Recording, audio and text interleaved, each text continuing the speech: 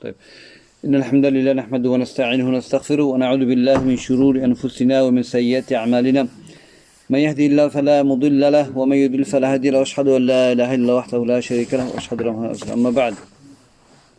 طيب يا إخوان, what are the things that we can do in month of Ramadan? Give me one thing you can do in Ramadan. Just generic, anything. Yeah, we covered last week. What we covered last week. Reading Quran. Reading Quran. You can do that anytime. Assalam. Just put this on just in case. I think there might be one or two female upstairs. Okay. Okay.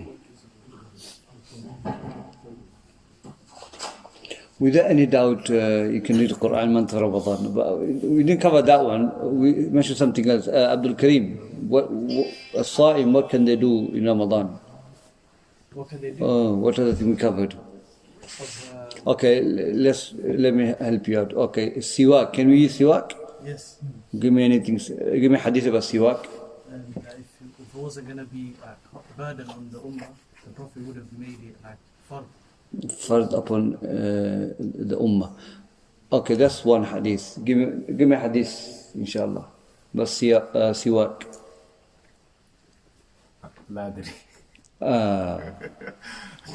Any brothers? Anyone last week? Do you remember any hadith on miswak? Hadith siwak. Go on. When the Prophet was on his deathbed, he saw Aisha radiallahu anha's brother Abdurrahman. He had a miswak in his hand, so he said, let me have, like you said, he indicated to have it, and then they cut off the top and then Softened it. He softened it to use it before you. Okay, that's one. Also in the hadith, it said that. But the one that is pleasing to the Lord. That's the hadith. Go on. What's the hadith? I don't know the Arabic, but. Yeah, the as-siwak matharatu lil-fam wa mardatun lil-rabb. That siwak, when you use it, purifies your mouth and pleasing to Allah Azza wa Jal. So we mentioned some of these hadiths about miswak. So you can use miswak, inshallah. Nothing wrong with that while you're fasting. Also, what else can we do in month of Ramadan? Madmada and istinshaq. What's madmada? I think that's gargling. Yeah, and istinshaq? Is taking the water out of the nose. That's it. And istinthas to sniff it out. So istinshaq is in terms of ruling of istinshaq, what is it? Wajib, sunnah, mustahab. You think it's mustahab? What do you think, Abdul Kareem? I think it's wajib. Why? But that's it up the nose. But in Ramadan, don't do it too deep in case you might. Yeah, but it's wajib. Other than to say generally, it's wajib. What would you say is wajib?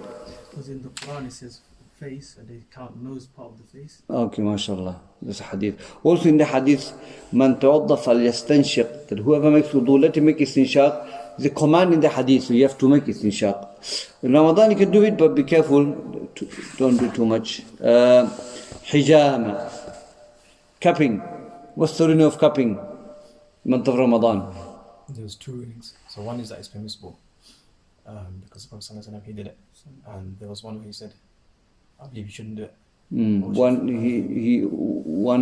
One case he told the one doing hijama and the one giving it to break the fast. Okay, so which one should we take? The one the Prophet said. Which one? Okay, okay, those who say it doesn't break, what's the evidence? They say it doesn't break. Yeah. Because the Prophet ﷺ and I think Aisha, Yeah. Uthman ibn Affan, other Sahabis, they also did, or they said the Prophet ﷺ, he continued to fast while being cupped. Yeah, and he didn't break his fast. Anas also done it. So how do you understand the both hadiths then? The one is break your fast, one he said he didn't break the fast. I think because it might make them dizzy. Dizzy, weak. Remember this is what Anas said, that except Prophet, he told them to break it because it might make them da'if, weak. That's why, because when you eat a lot of blood, it does make you weak. So you can do hijama inshallah. Some says break, but even if you were to do hijama in the month of Ramadan, their opinion supports you to say no, it doesn't break your fast. Because you're not taking anything, you're taking it out. Hijama. Can you taste food while you... this is a common one. You say you're cooking, can you taste your food? No. No? Okay, Yes. Don't worry, inshallah. Can you taste it? You can't not swallow it, but you can taste this whole Okay. Past the throat. Make sure it doesn't go into your throat. You can taste it and spit it out, inshallah. That's sufficient. طيب, Musafir. You're a traveler. Can you fast, or should you fast, or should you break the fast? You said that Allah gave a rukhsa, permissibility, so you shouldn't fast when you're traveling. Okay, some of the ulama said Allah given allowances, made easy for you. So if you're a Musafir traveling, it's better not to fast because you're taking the rukhsa. Okay? And hadith said that Allah loves those who take this rukhsa. And one of the rukhsa is what? That you pay, as a Musafir, you pay 2 rak'ah. And Umar ibn Khattab said, it is a sadaqah from Allah, so accept it. Okay? So yeah, but can you fast while you're traveling though? Can you fast while you're as a Musafir? Yes. Yeah, you can, but you shouldn't. Okay, take the rukhsa. Is there any different, we mentioned categories of Musafir, different situations, do you remember? One can be haram. If it's a bad one, very hot, like a Bad one. The Sahabi was he was feeling dizzy and they give him shade, you know. And so it's not from the righteous to fast when you're a traveler. Could be haram, because if you're going to be like that as a traveler, then it can fall under the hukum of haram. But it can be mustahab. One can be mustahab. if you're able to, if you can manage while you're fasting, it's not a problem. Yeah, if you manage to fast while you're traveling, there's no harm on you, then it can be mustahab. It's okay to fast. Too long. Yeah, too long. It's not.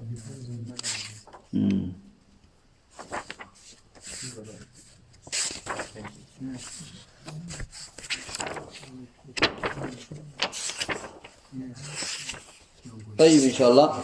Today we'll talk about what are the things, let's start. What are the things that nullifies or breaks your fast? طيب. The first one is, my brothers, the common one, is eating and drinking. Does eating and drinking break your fast? Yeah. Depend. If it's intentionally, it breaks. If it's unintentionally, it will not break fast.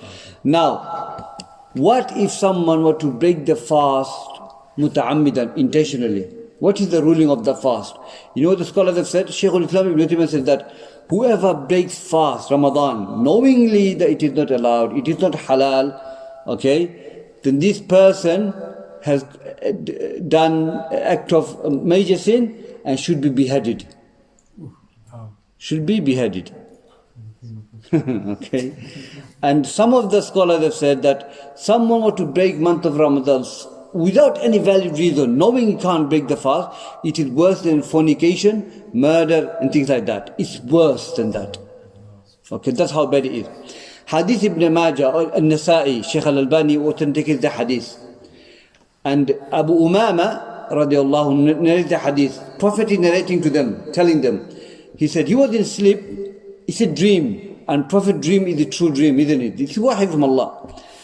So he narrating the story, two men came and grabbed his hand and they walked with him, with Prophet ﷺ. They came to a valley and they saw a group of men were upside down, hand. And the Achilles, the Achilles were cut and their nose, mouth were cut and it was bleeding. And as he said that to the companion, Abu Umama said, Ya Rasulullah, why is this? What is this happen? Why is this happened to these people? Prophet said, they broke the fast, okay, without any valid reason. They broke the fast. Okay? So this is the adab of those people who break the fast without any valid reason. It's mocking with the deen of Allah Azza wa Jalla. So here we understand that we're not allowed to break the fast, eat or drink knowingly. And this is the punishment for those people. Iyadhu billah. Now, other than that, if someone were to break the fast by mistake, then they are not accountable for that, because we know from the hadith of Ibn Abbas radiallahu anhu that Inna Allah tajawad ummati min al-khata' wa nisyan wa ma ustikru alayh, that Allah has forgiven my nation for the forgetfulness, for the mistake, whatever they are forced to do. Okay, they're forgiven because these things are not happened by intention. This is the mercy of Allah Azza wa Jalla. So if someone were to wake up in the morning, say first Ramadan is a very problematic one. First day you fast and you wake up, you don't really, you're in the habit. So you come in the morning, you go to the kitchen, you have a glass of water, you have a proper breakfast, and then you realize, Subhanallah, I'm fasting today. Do you know your fast is still valid? Yeah. The hadith Allah fed you. You know? Alhamdulillah. But while you remembered that you're fasting, you spit out what you have in the mouth, and that's it, khalas. But you don't continue. This is because it's a mistake. Nisyan, as hadith says, they're forgiven for that. Allah said in the Quran, وَكُلُوا وَاشْرَبُوا حَتَّى يَتَبَيَّنَ لَكُمُ الْخَيْطُ الْأَبْيَضُ مِنَ الْخَيْطِ الْأَسْوَدِ مِنَ الْفَجْرِ ثُمَّ أَتِمُّوا الصِّيَامَ إِلَى اللَّيْلِ. Hadith says that, the ayah in the Quran, Allah said, eat and drink. So eat and drink until the Fajr comes in, until the white thread is clear from the black thread from Fajr. Okay, so until then you eat. When that comes, you can't eat. That's when the Fajr comes in, and then you continue. You complete your Siyam until next Maghrib, inshallah. So this ayah clearly states that you cannot eat month of Ramadan after Fajr. It's forbidden. Until that time you can eat. Does that mean right up to Fajr Azan? Because we covered this. We covered it before. I mean, if you're having suhoor and Azan goes on, the second Adhan, the first Adhan is still Fajr, is not coming yet. If the Adhan is gone and you're eating, finish the food, whatever you have. Don't throw the food away. We should delay the Fajr, suhoor, and we should hasten to break the fast, inshallah. This is from the Sunnah. So so some of the shuyukh said that continue to eat, finish the food what you have, and then inshallah leave it to that. Yeah, Sheikh. And one channel is, like an example, 4:50 Azan, and another channel is 5 o'clock. So which one is I can follow that? Follow the one you trust, because here you can't really see the thread. It's very difficult to see. Yeah. So fattakullah mastatun, fi as much as you can. So if you trust this masjid, then take the masjid and follow it, because really you can't really see anything. It's very difficult here. You can't see any thread or any. If you can, then go by that, but it's hard. But I just say follow one, the masjid you trust, and just go by that. Hadith of Prophet he said that إذا نسي فأكل وشرب فليتم صومه فإنما أطعمه الله وساقه. That if someone were to eat or drink by forgetfulness, then let him continue to fast, because Allah has fed him and caused him to drink. So forgetfulness and if you're forced, or you made mistake, these things are forgiven by Allah Azza wa Jalla. I've quoted the hadith. The hadith, إن الله قد تجاوز عن أمتي خطأ ونسيان وما أستكره عليه. That indeed Allah has forgiven my ummah mistake, forgetfulness, and whatever they're forced to do, is forgiven for them. طيب. So you understand now, my brothers, eating and drinking is haram intentionally. If you eat or drink by forgetfulness, your siyam is valid, inshallah. That's one. Secondly, what nullifies our fast is vomiting. Vomiting breaks the fast. And Shaykh Fawzan was asked, Hafidahullah, about vomiting in the month of Ramadan. And he said the vomiting are taken from this hadith, two types of vomiting. First hadith says that من ذرع القي فليس عليه قضاء ومن استسقى فليقضي. That whoever ذرعه قي, يعني vomit overtakes him, then he doesn't have to make up the siyam. But if he if he seeks or if he intentionally takes the vomit out, then he need to make the qada. So someone is ill, for example, is not feeling good. Vomit just came. He has no intention of vomiting. Just came to him, came upon him. There's nothing he could do. Then that will not break his fast. Okay? But istisqa is seeking intention to make the vomit. Okay? Your intention is to take the vomit out yourself, putting your finger or whatever. Then that will break your fast. Salaam. Oh, class okay. Oh, mat minami. Oh, I call minami. Okay, inshallah. Okay. I have to. Mother in calling you. Something emergency. طيب جزاكم الله خير. طيب. So 2 types of vomiting. One is that it comes, you have no control, thus it nullify your siyam.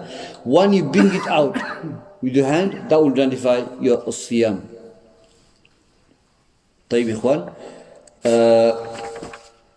This one doesn't concern menstruation. Just want to add it, if there's any sister listening, that menstruation and nifas.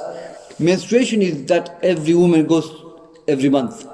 And the hadith of Aisha radiallahu anha, that we are commanded to make the qada of siyam and not the salah. So in menstruation, when the menstruation comes.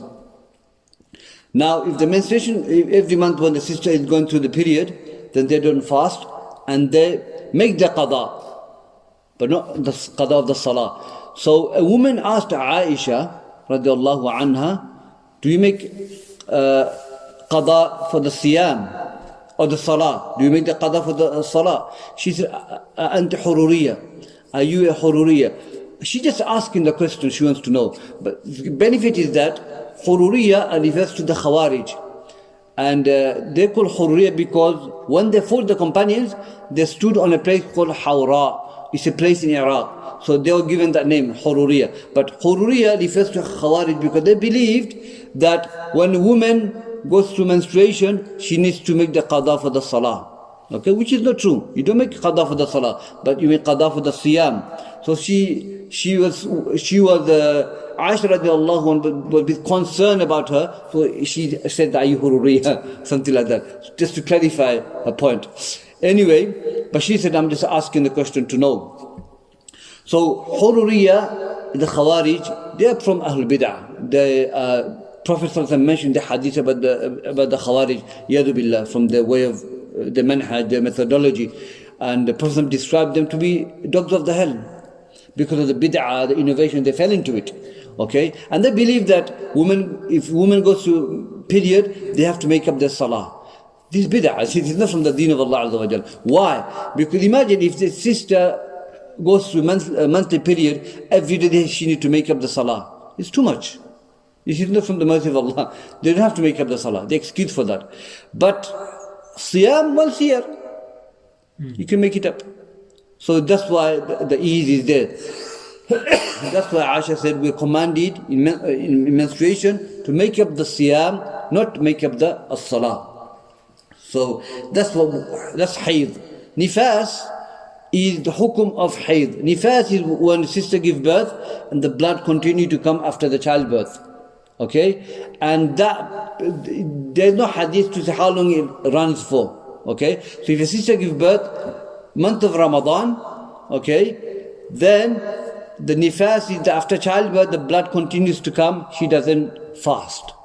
Okay, she doesn't fast. When the nifas, the blood stops, that's when she have a bath and she starts to fast. Whatever she misses, she makes it up later on. That's what nifas is basically.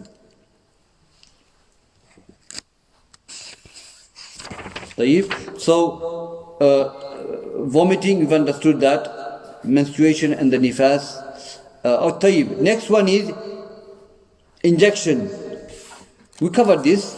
Basically is that any injection that taken for food or vitamins, anything like that, that will go into your blood, that will nullify your siyam. Other than that, it will not nullify your siyam, inshallah. Remember that.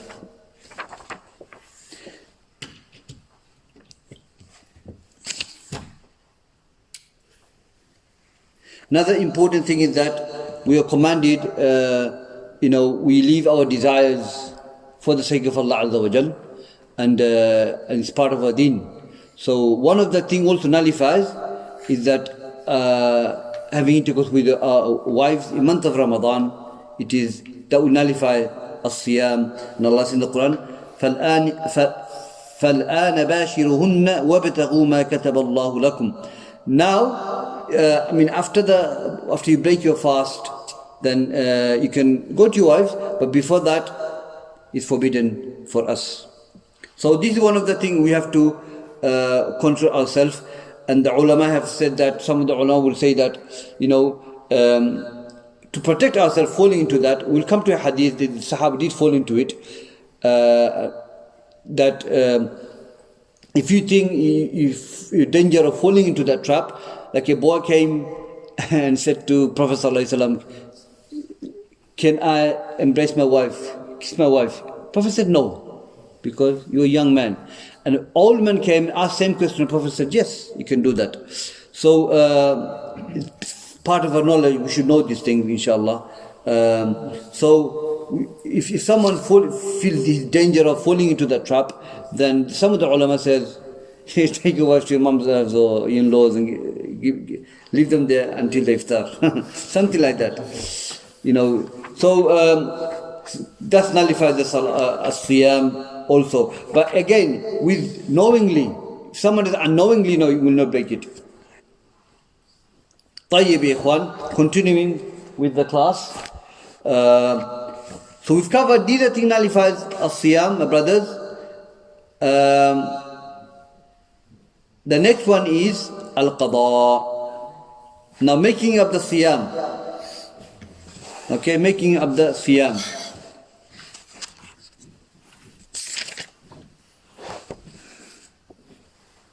So what is qada? Qada is somebody, we go to discuss qada, fidya or kafara quickly. Qada is that someone couldn't fast because the person was ill or travel or whatever reason. He broke the fast based on Sharia legitimate reason. So he need to make it up.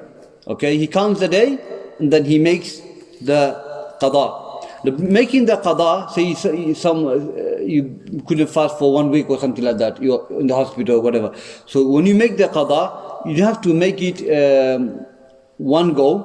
You can break it one day, then have it 2 days rest, then break it, have it, then fast. You can do that as well, nothing wrong with that, because the Sharia allows you to do that.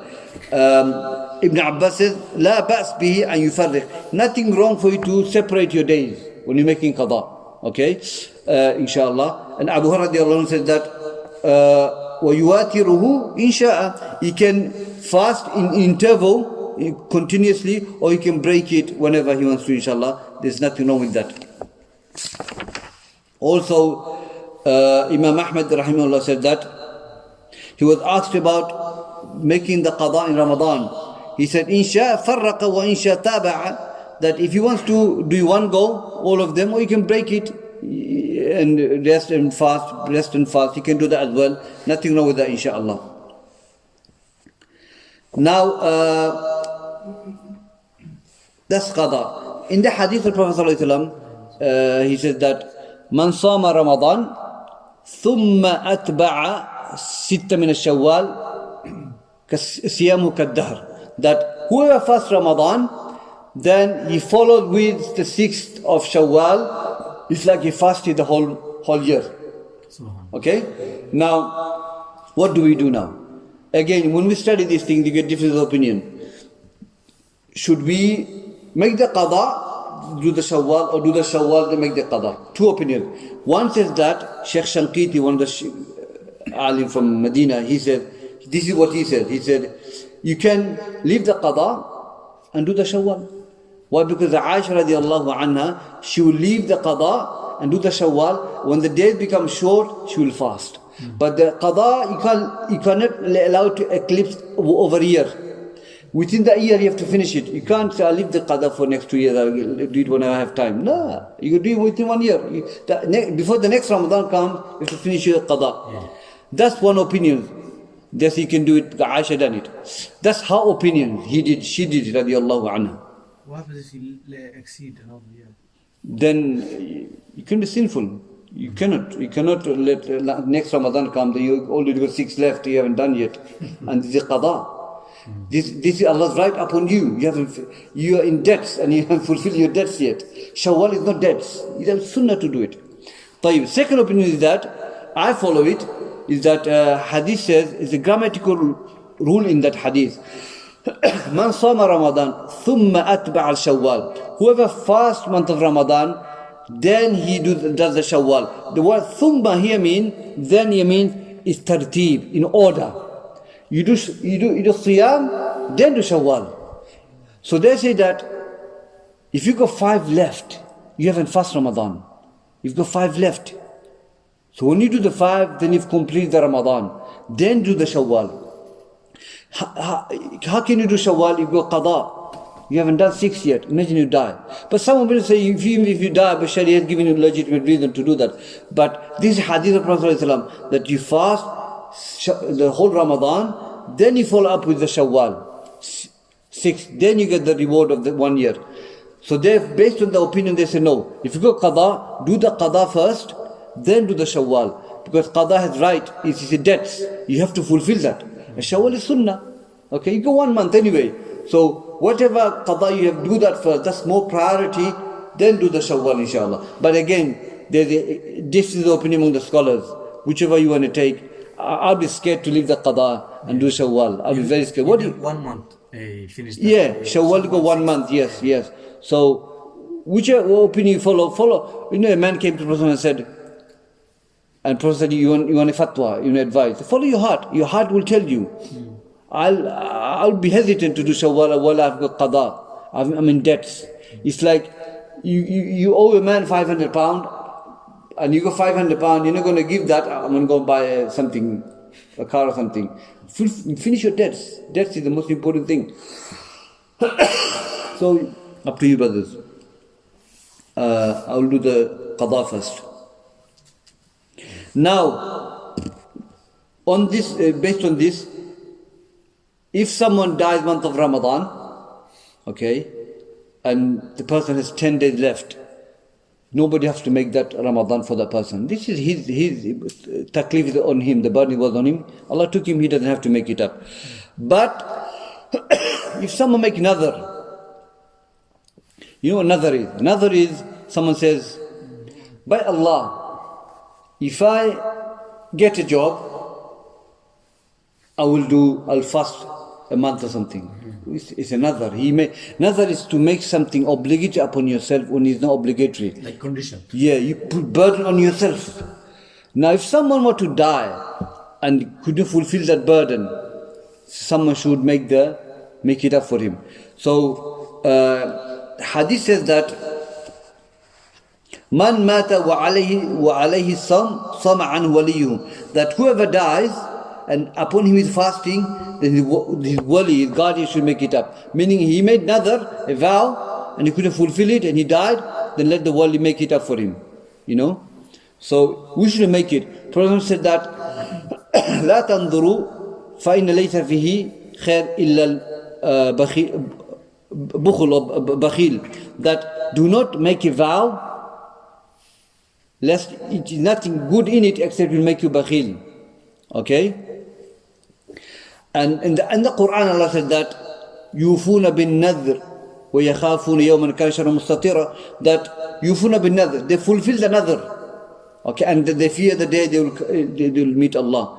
So here Allah praising the people who fulfill the nadhr vow. Okay? So if you make a vow, fulfill it. If you don't fulfill it, then you're not falling under the ayah. Allah not praising you. So be careful when you make another. Don't just make another. By Allah, if I get a job, I'm going to do this. By Allah, if I do this, I'm going to go and make a hajj. Don't just put that on your shoulder because you might not be able to do it. You might die. So don't put that burden on yourself. That's what another is.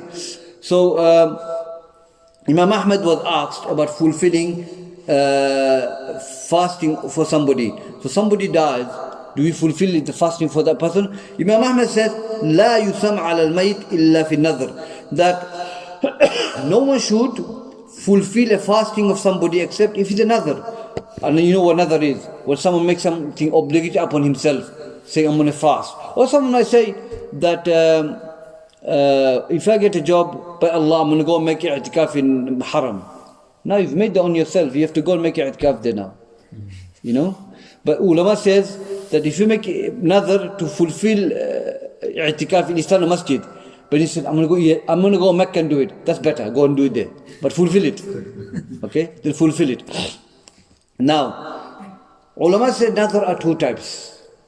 One is bakhil, one is praiseworthy. Bakhil is that when you put condition on yourself. Why you putting condition on yourself to make umrah or fast? Fast. Don't put condition. You want Allah to give you something, then you do it. Yadu billah. Just bakhil. You're being stingy there now. Okay? If you're going to make umrah, go and make it. Don't make condition. And the other one is that he doesn't make condition, he does it. It's praiseworthy one. Okay? So nadhr can be dangerous if you don't fulfill it. A lot of people they made nadhr, subhanallah, in their life. And I don't know why they make it. Prophet said, don't make it if you cannot fulfill it. You know?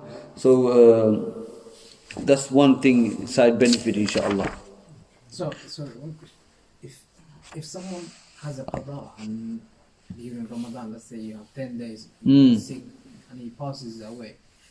That's qadr of Allah. Then how do you have to pay fidya? No, it's nothing. You don't pay anything because someone has qada and his intention to make it up. And by the will of Allah, he passed away. Nobody, there's no fidya, it's nothing. The ahkam is he passed away, rahimahullah. Khalas.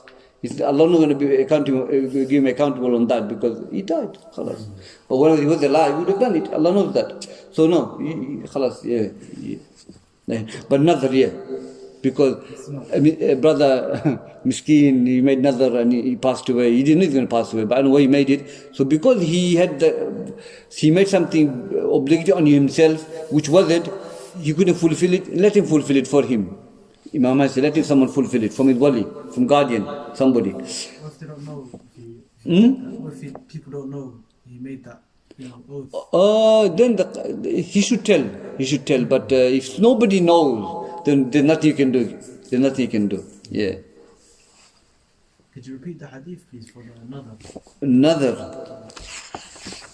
The hadith is that man mata wa alayhi sawm sama anhu waliyuhu. That whoever dies and he has a siyam on him, then wali should fulfill it. That's true by nadhr. So many people die in the month of Ramadan. Doesn't mean that they wali have to make it up. No. It's nadhr. When you have nadhr, then they have to make it up for him.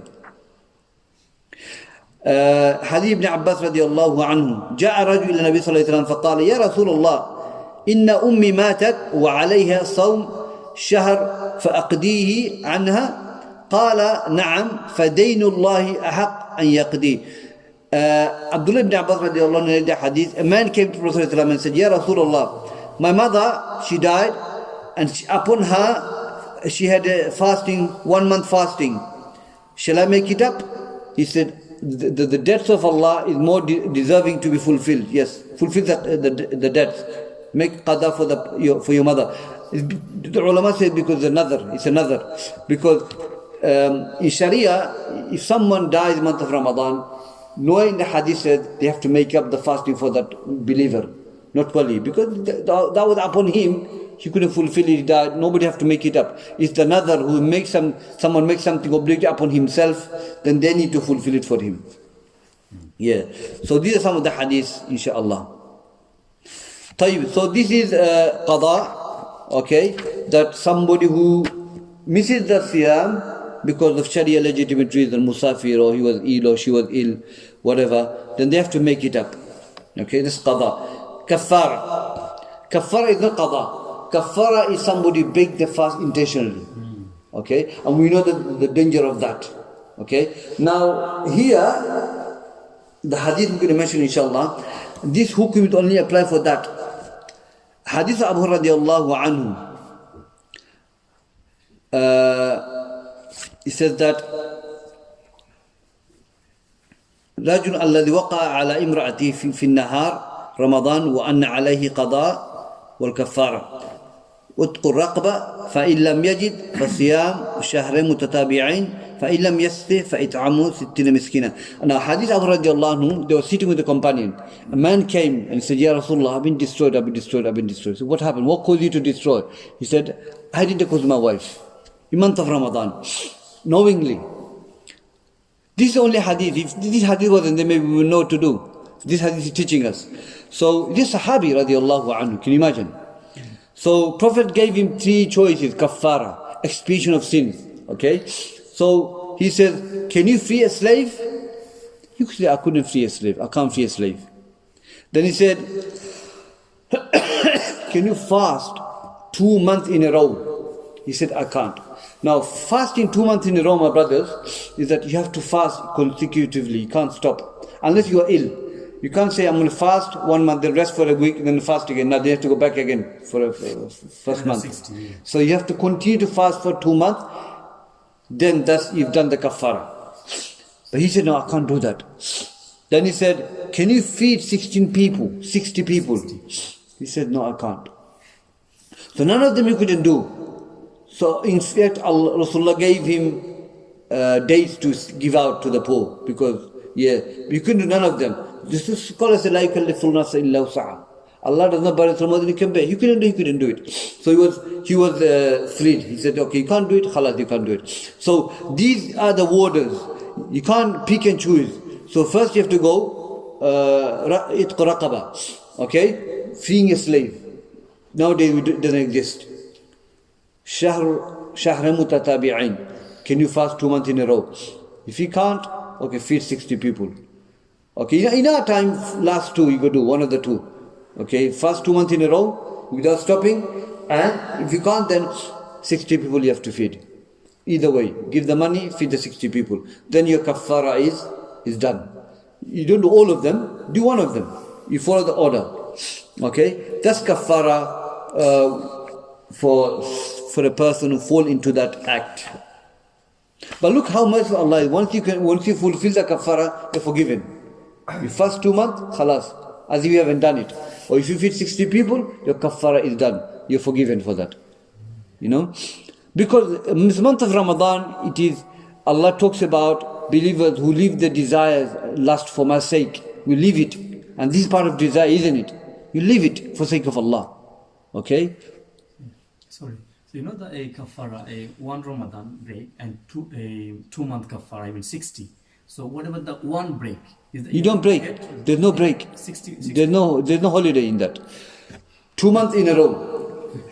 No, I'm talking about the Mutatabi'in. 1 Ramadan you break. Yeah. You have to make kafara 2 months, 60. I mean 60 Ramadan, any 60. No, this kafara we're talking about, only if the ulama have said, only if you intercourse with your wife. That's only for that. If you break your fast, you drink intentionally, you don't do that. That's different hukum. Okay. Yeah. This is only for that. It's only for that. Yeah, exactly. Yeah. That's what the ulama says. What about the day that you did That one, yeah. day? This is the one is question. You, Day 1. On that day, because you did that, the fast is broken as well, isn't it? Yeah, obviously, you've done a crime, you make tawbah, but you have to make it up, You yes. have to make up that particular day. Yeah, you have to make that day, yeah. But no one can say, no, I'm going to do one of the kafara here. No, this only applies specifically for that act. Okay? But if you drink or if you eat knowingly, then you have to make sincere tawbah, yadu billah. It's a crime. Like you'll do for other major sins. You make tawbah to Allah. Okay? Yustatab. He's asked to make tawbah. Once you make tawbah, Allah will accept his tawbah and you make that fasting up. But nobody, I don't think anyone really, unless he's ill, then obviously he need to break it. Someone in good situation, no problem. He's not going to go into the kitchen and start drinking kind of coke or something knowingly. If he has Allah, even a man doesn't pray 5 times a day at all, even he will fear Allah on that day. So, no way, I'm fasting. I can break that. You know. This is something a Muslim have, mashallah, you know. They might leave the salah for all their life. When it comes to siyam, no way, I'm fasting, I can't break. طيب, the last one is fidya.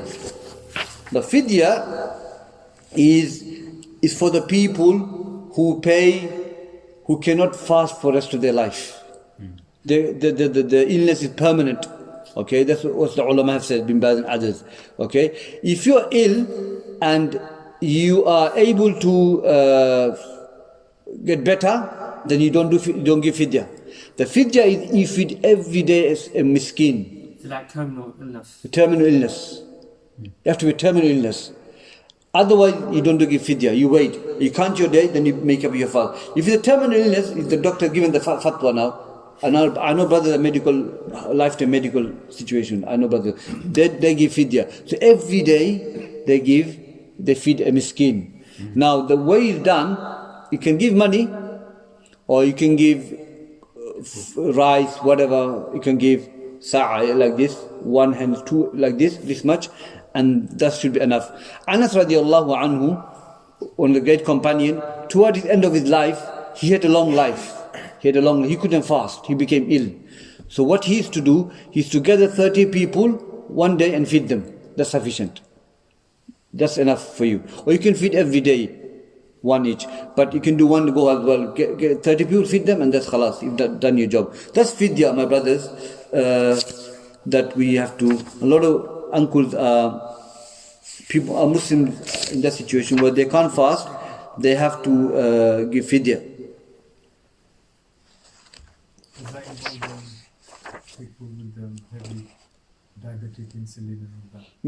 Yeah. I mean, I know relatives. They're in the ones like this. They couldn't fast for the rest of their life. They're insulation, and then they have to give fidya. But a sister is pregnant. There's a khilaf on this. If a sister is going through, if she's pregnant, then she fears for herself and the baby, then she doesn't fast. She lives a normal life. She needs to eat because the baby needs to eat. Then the first opinion says that after the childbirth, she makes a qada. Okay. Second opinion says that she feed the people and she make the qada. But the Raji, you can take one of the opinions, they can follow one of the opinions, inshallah. The best is they fast, they break the fast after the childbirth, they make it up. Okay, they just make the whatever they missed, because feeding 60 people is for the people who the act we have mentioned is for that. It's for that only. So yeah, they just make the qada. Whatever they miss, they just make the qada. So sister pregnant, they have to fearing for herself and for the child. They need to stop the fast, and they add the days, and they make it up whenever they get better, inshallah. But they don't pay any fidya or anything. They don't pay nothing. No fidya, because the fidya is for the people who permanent illness, isn't it? Because fidya she will give when she can't fast, but she can fast after she give birth. So what was the other opinion? So the qada. The second one is that they have to make qada and feed the people. This is the opinion, but enough to just make the qada up. Whatever she miss, she makes it up. Yeah, this is the opinion on these things we're going to get. If you take one of the opinion, follow it, alhamdulillah. فَمَنْ كَانَ مِنْكُمْ مَرِيضًا أَوْ عَلَى سَفَرٍ فَعِدَّةٌ مِنْ أَيَّامٍ أُخْرَى. Okay? Whoever among you are ill or traveling, they count the days you missed. وَعَلَى الَّذِينَ يُطِيقُونَ فِدْيَةٌ فَطَعَامُ مِسْكِينٍ وَعَلَى الَّذِينَ يُطِيقُونَ فِدْيَةٌ طَعَامُ مِسْكِينٍ. That the last bit is that whoever is can't able to fast, then let him give fidya, feed the people, miskin, for those permanent illness.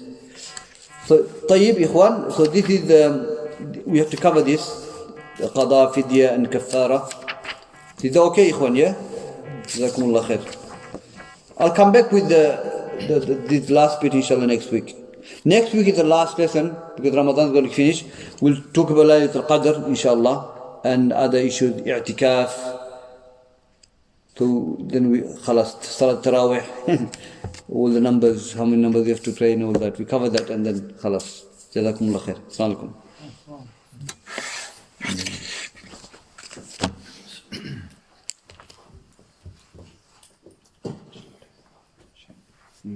Jazakumullah khair.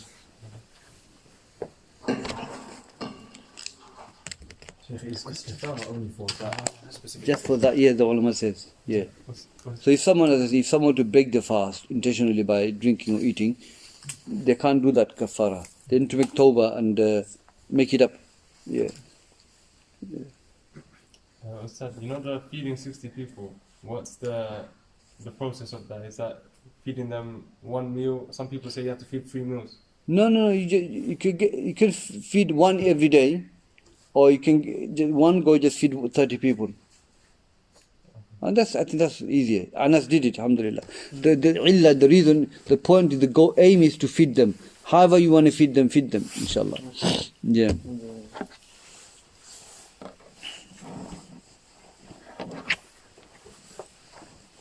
And that's what you should. Jazakallah khair. MashaAllah. Because the last lesson was about siwak, so Jazakallah khair. I got a spare one. Oh,